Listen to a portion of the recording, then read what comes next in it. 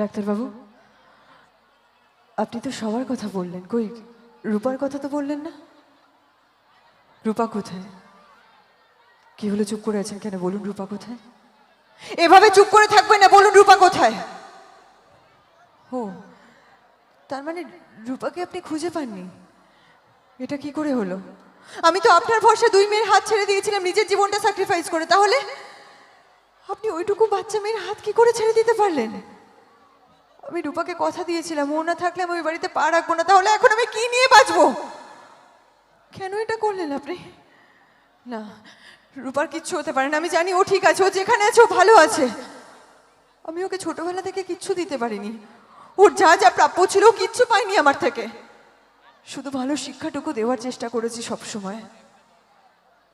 আজ যখন ও সব কিছু পেলো, নিজের বাবাকে ফিরে পেলো, নিজের বোনকে ফিরে পেলো, নিজের পরিবারকে ফিরে পেলো, তখন এইভাবে সব কিছু মেয়েটা হারিয়ে ফেললো। না, এটা হতে পারে না, আমার রূপার কিচ্ছু হতে পারে না, আমি জানি ও ঠিক আছে।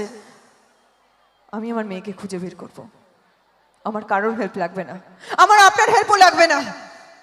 মা মেয়েকে খুঁজে বের করবে, যেভাবেই হোক খুঁজে বের করবেই। Thank you so much.